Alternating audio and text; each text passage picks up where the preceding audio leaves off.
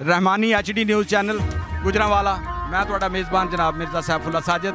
अज मेरे सामने अदब की दुनिया का बड़ा खूबसूरत पिलर धरती कंगणपुर तो तलक पंजाबी इन्हां दे तुसीं वेखोगे भी तो तुहानूं पता लगेगा कि सूफिया का रंग है और उन्होंने कलाम दे विच भी इस तरह ही बड़ी खूबसूरत शायरी करते हैं। बड़े खूबसूरत आला इंसान जनाब अकरम रिहान होरां नाल पंजाबी और पंजाब ते गल करने अज दे वारिस शाह दे अवार्ड ते भी उन्हां नाल गल करने कि अज दा अवार्ड जिहड़ा है इंदा आउण वाले 1 साल तक अगले अवार्ड तक एक ही असर छड्डेगा। जनाब अकरम रिहान साहब बहुत शुक्रिया मिल्लो साहब। मैं सब तो पहले तो तुहाडे वसातत नाल एक पैगाम अपनी पूरी पंजाबी कम्यूनिटी नूं पहुँचाना चाहांगा कि अपने घरां च और अपने दफातर के अंदर टोटली पंजाबी जुबान जिहड़ी ਉਹਦੇ ਫਰੋਗ वास्ते ਕੰਮ भी किया जाए और बोली भी जाए।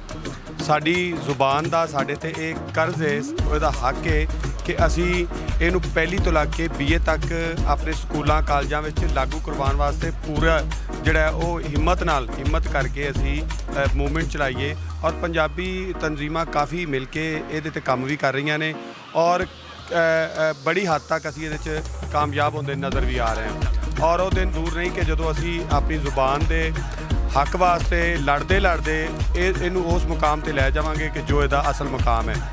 ये उन्नी देर तक मुमकिन नहीं हो सकता जिन्नी देर तक पंजाबी एक जत्थे की शक्ल च एक कम्यूनिटी की शक्ल च इकट्ठे होकर अपने तमाम जोड़े लसानी मामलात ने उन्होंने हल नहीं करते। असी अपने लिपि के मामलात होण या ये अंदर जो भी औकड़ां दरपेश ने उन्होंने बह के गलबात करिए ताकि साड़ी पंजाबी जुबान जिहड़ी है यह साडे अदारियां दी दफ्तरी जुबान बने, साडे स्कूलों के अंदर पढ़ाई जाए। उन्नी देर तक कोई बच्चा भी आसानी नाल अपनी बुनियादी तलीम हासिल नहीं कर सकता जिन्नी देर तक उन्होंने मादरी जुबान के अंदर तलीम ना दी जाए जी। तो अवार्ड के हवाले नाल यह बहुत अच्छा कदम है, पंजाबियों को इकट्ठा करके उन्होंने अवेयर करने वास्ते यह बहुत बड़ा कदम है। अलियास कुमन साहब, मुदस्सर इकबाल भट्ट साहब और उनकी बाकी टीम जी है पंजाबी जुबान तहरीक पंजाबी साथ उन्होंने मिल के जो काम किया है बहुत बड़ा काम है। और अगले अवार्ड के आन तक मैं समझना कि ये लोगों के अंदर मजीद जोश जज्बा पैदा होएगा कि असी काम करिए ताकि असी किसी एक प्लेटफार्म पर नज़र आइए जिथे पंजाबियों को सपास पेश किया जाता है और पंजाबियों को जोड़ा ना जी वो ट्रिब्यूट पेश किया जाता है कि ये उन्होंने काम जोड़ा है उन्होंने सलाहना हो रही है। सो अगले अवार्ड में मैं इस एक वड्डा प्रोग्राम और एक वड्डा इवेंट देख रहा जी। बहुत शुक्रिया। माशाअल्लाह वाह जनाब। मेरे नाल जनाब पंजाबी के बहुत बड़े बड़े शायर जनाब सूफी शायर अकरम रिहान साहब सन, उन्होंने अपने बड़े खूबसूरत विचार साडे नाल सांझे किए रहमानी HD न्यूज़ चैनल के नाल।